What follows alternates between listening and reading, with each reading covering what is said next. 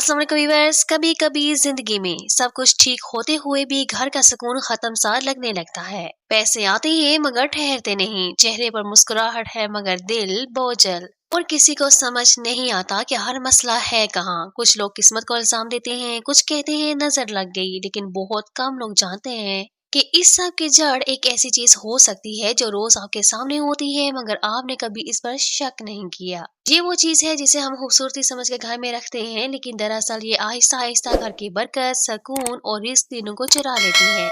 आज मैं आपको दिखाऊंगी वो खामोश दुश्मन जो जिंदा भी है और ताकतवर भी, और जिसका राज जानने के बाद शायद आप फौरन अपने घर की सजावट बदल दें।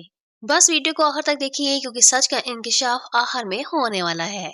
तो आइए चलते हैं सबसे पहले पॉइंट की तरफ, जो कि है एलोवेरा। कभी कभी हम नेकी समझकर ऐसी चीज घर में रख लेते हैं जो दरअसल बरकत खींच लेती है। एलोवेरा भी एक ऐसा ही पौधा है, खूबसूरती, शफा और ताजगी की इलामत, मगर सिर्फ तब जब इसे कुदरती रोशनी में रखा जाए। कहते हैं कि हर जानदार चीज के अंदर एक तवानाई होती है। एलोवेरा दिन के वक्त सूरज की तवानाई को जज़ब करता है और इसे ऑक्सीजन की शक्ल में वापस देता है, मगर जब ये पौधा घर के अंधेरे कमरे, बंद जगह या खिड़की से दूर रखा जाए तो यही तवानाई उल्टी पड़ जाती है। वो मुस्बत लहरें जो दिन में ताकत देती थी रात में मनफी लहरों में बदल जाती हैं। यही वजह है कि जो लोग एलोवेरा को बेडरूम, टीवी लॉन्च या किचन के अंदर रखते हैं उन्हें अक्सर शिकायत रहती है कि नींद पूरी नहीं होती, दिमाग भारी रहता है और घर में एक अनजाना सा बोझ महसूस होता है। ये सब कुछ किसी जादू या वहम से नहीं बल्कि तवानाई के अदम तवाज़ुन से होता है। रूहानी माहिरीन कहते हैं कि पौधे रोशनी, हवा और जगह के मोहताज होते हैं।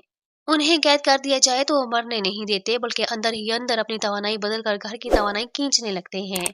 एलोवेरा के साथ यही होता है, इसलिए पुराने जमाने के लोग इसे हमेशा दरवाजे के बाहर या बरामदे के कोने में रखते थे।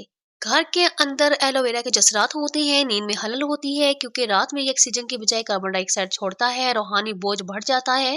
रोशनी न मिलने पर इसकी तवानाई मनफी लहरों में बदल जाती है, इसकी रुकावट पैदा होती है। तवानाई की बंदिश से घर की फिजा भारी हो जाती है जो बरकत को रोकती है। बार बार बीमारियां बंद जगह में रखने से फंगस और नमी बढ़ती है जो सेहत को मुतासर करती है। तो इसका हल क्या है और कहाँ रखना चाहिए? अगर आप एलोवेरा को रखना चाहते हैं तो इसे सूरज की रोशनी वाली खिड़की के पास या घर के बाहर बरामदे में रखें। दिन में कम से कम 4 घंटे धूप लगना जरूरी है। हफ्ते में एक दिन मट्टी हल्की सी ढीली करें ताकि सांस ले सके। एलोवेरा के लिए जो घरेलू जादुई खाद है, 1 चम्मच हल्दी, आधा कप दही, 2 चम्मच सिरका, 1 मुट्ठी लकड़ी की राख या चूल्हे की राख और आधा लीटर पानी। सब चीजों को मिक्स करें और 2 दिन किसी मिट्टी के बर्तन में रख दें। तीसरे दिन हल्का सा पानी डालकर इसको मजीद डायलूट करें। 6 महीने में एक बार इस्तेमाल करें। खाद डालते वक्त सूरज की हल्की रोशनी होनी चाहिए, जड़ों के पास थोड़ा सा डालें, ज्यादा नहीं। ये खाद एलोवेरा की जड़ों को मजबूत करती है, पत्ते मोटे और हरे बनाती है। अब आप सोच रहे होंगे कि एलोवेरा तो एक नरम सा पौधा है, फिर कौन सा ऐसा पौधा है जो देखने में खूबसूरत, सजावट में महंगा, मगर अंदर से इतना सख्त और कांटेदार है कि घर की खुशकिस्मती को चीर कर रख देता है?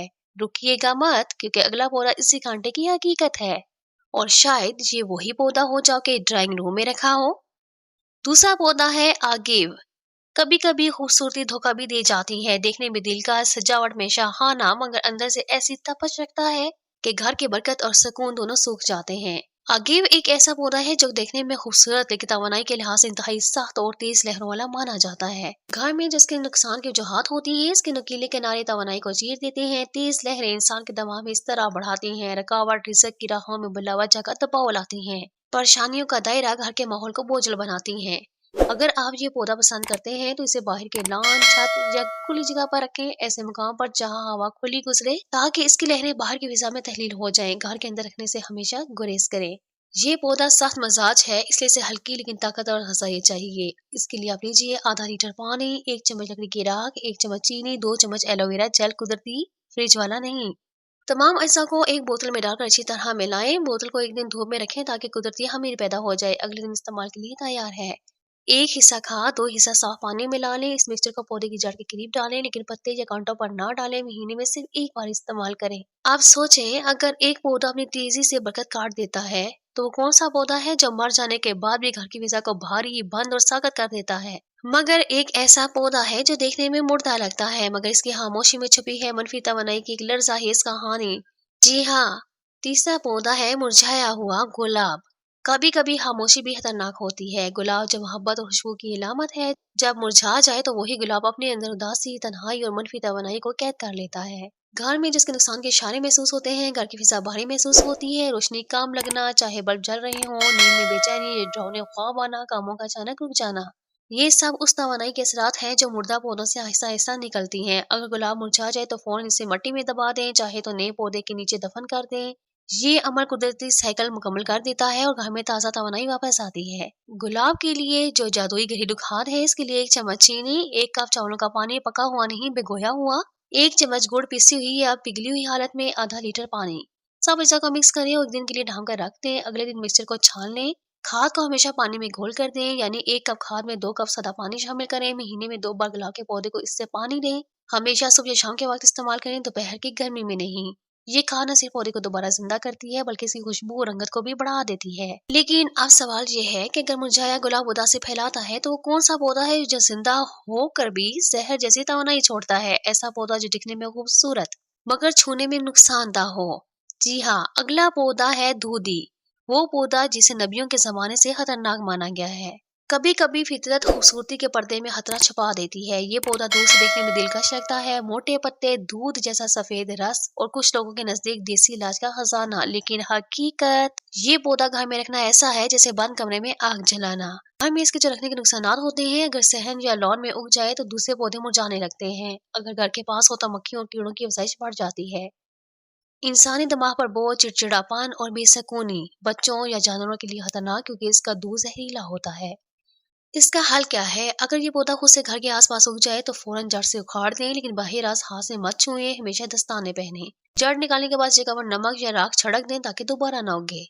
ये सीधा इलाज नहीं बल्कि तवानाई का तवाज़ुन है। एक दूधी के साथ खत्म करने के लिए नीम और तुलसी के पौधे लगाएं। ये दोनों पौधे फिजा को पाक करते हैं और जमीन की मनफी लहरों को जज़ब कर लेते हैं। अब आते हैं वीडियो के आखिरी और सबसे हैरानकुन हिस्से पर। ऐसा पौधा जिसे हम अक्सर मामूली समझकर नजरअंदाज कर देते हैं, मगर दरअसल ये कुदरत का एक खामोश इशारा होता है, एक वार्निंग कि कुछ गड़बड़ है। जी हाँ, पांचवा पौधा है खुम्बी।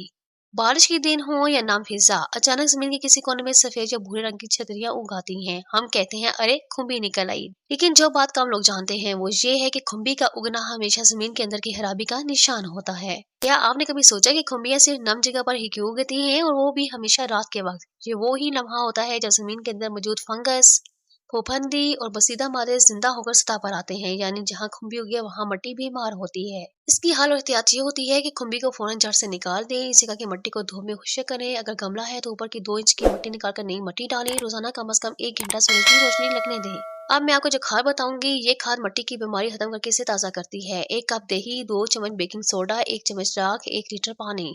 दही को पानी में मिक्स करें, बेकिंग सोडा और राख शामिल करें। इस मिक्सचर को 2 घंटे के लिए धूप में रखें ताकि फंगस मर जाए।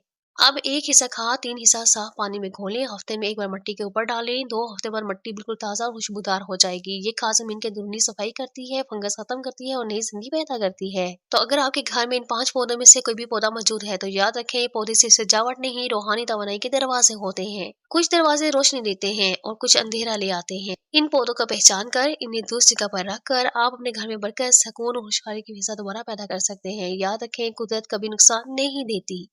तो मुझे उम्मीद है कि मेरी आज की ये मालूमाती वीडियो को बहुत पसंद आई होगी। अगर आज की ये वीडियो को पसंद आई है, इसका लाइक कीजिए, मेरे चैनल को सब्सक्राइब कीजिए और बेल के आइकन पे ऑल के बटन को जरूर प्रेस कीजिएगा, ताकि मेरी आने वाली हर नई मालूमाती वीडियो के साथ आप अपडेट रह सके। तो फिर मिलते हैं एक नई मालूमाती वीडियो के साथ। तब तक के लिए अल्लाह हाफिज। दुआओं में याद रखें और अपना बहुत सा ख्याल रखें।